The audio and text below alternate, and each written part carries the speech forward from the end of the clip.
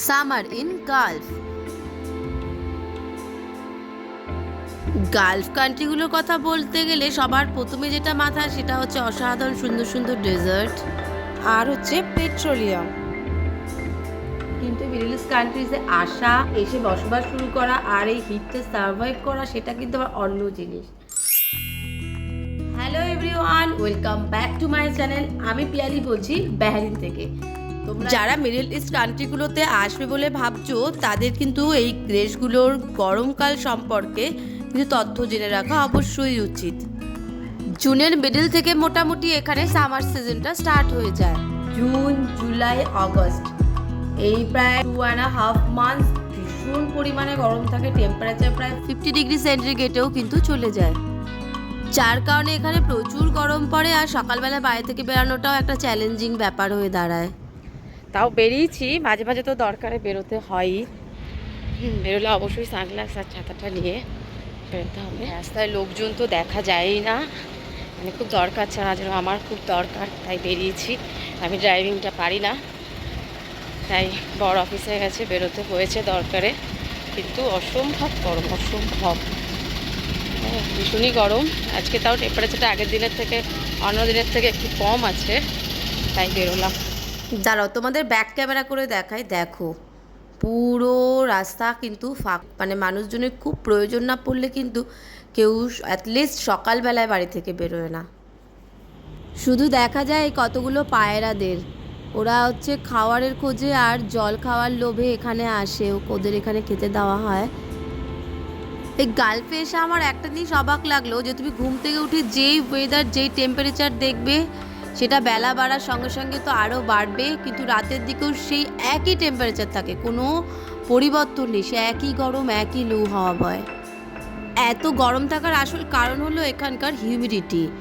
এখানে হিউমিডিটি কিন্তু বেশ থাকে, প্রায় 60 থেকে 70% থাকে, সেটা রাতেও কিন্তু নামে না, যার কারণে প্রচণ্ড ঘাম হয় আর ভীষণ মানুষের তৃষ্ণার্ত হয়ে পড়ে। তোমাদের এটা বললে বিশ্বাস করবে কিনা যায় না, এই 2 থেকে আড়াই মাস কিন্তু আমার ঘরের প্রত্যেকটা জানালা বন্ধ থাকে, মানে খোলাই হয় না, এত লু হাওয়া আসে বাইরে থেকে। খুললেও সন্ধ্যাবেলায় জাস্ট আধ ঘন্টার জন্য খুলে আবার বন্ধ করে দেওয়া হয়। তার জন্য এখানে এই 2 মাস সমস্ত স্কুল, কলেজ, ইউনিভার্সিটি বন্ধ থাকে, অর্থাৎ সামার ভ্যাকেশন চলে। আর এই সামার ভ্যাকেশনে কিন্তু প্রায় 80% স্টুডেন্ট চলে যায় নিজের দেশে ছুটি কাটাতে।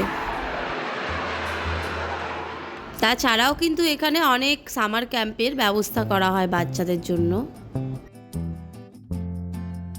বাহরিনের বাড়িগুলো তোমাদেরকে দেখায়। অতিরিক্ত তাপমাত্রার জন্য এখানকার বাড়িগুলোর কিন্তু অফ হোয়াইট বা হোয়াইট বা ক্রিম কালার ছাড়া অন্য কোনো রং হয় না, যাতে হিট না হয়ে যায় তাড়াতাড়ি দেয়ালগুলো।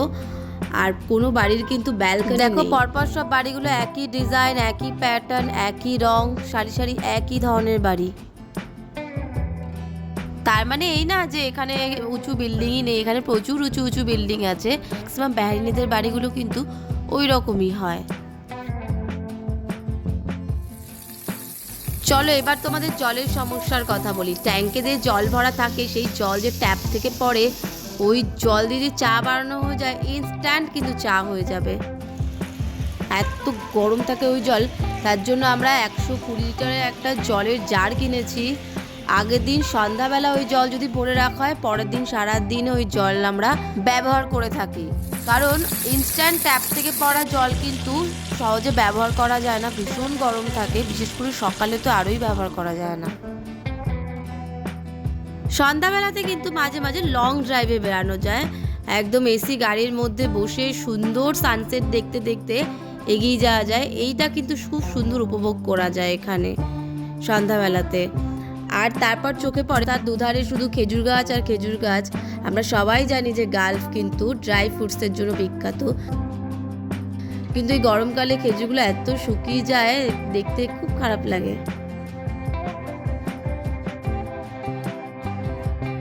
এইখানে যে পার্কগুলোতে পে করে এন্ট্রি নিতে হয়, সেই পার্কগুলো কিন্তু গরমকালে বন্ধ থাকে, কারণ রাতের দিকেও এত গরম থাকে, কেউ তো টিকিট কেটে পার্কে ঢুকবেই না। তাই মাঝে মাঝে কিছু কিছু সি বিচে যাওয়া যায়, কিন্তু সি বিচেও কিন্তু মারাত্মক গরম লাগে, মানে বেশিক্ষণ যে থাকা যায় তা নয়। ওই যে বলেছিলাম বিকেলবেলাতেও কিন্তু একই টেম্পারেচার থাকে, একই হিউমিডিটি থাকে, কোনো কিছুই কিন্তু কমে না। আর এই ওয়েদারে হচ্ছে সব থেকে আরামদায়ক জায়গা হচ্ছে শপিং মল। ঠিক সেরকমই ব্যারেনে কিন্তু কয়েকশো মিটার পরপরই হচ্ছে শপিং মল। তুমি শপিং মলে ঘোরো, শপিং করো, ফুড কোর্টে খাও, এতেই কিন্তু সময় কেটে যায়।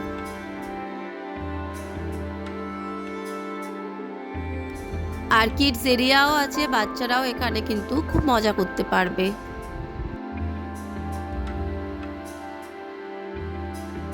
মোটামুটি মিডল অফ সেপ্টেম্বর অবধি কিন্তু এই রকম গরম থেকেই থাকে।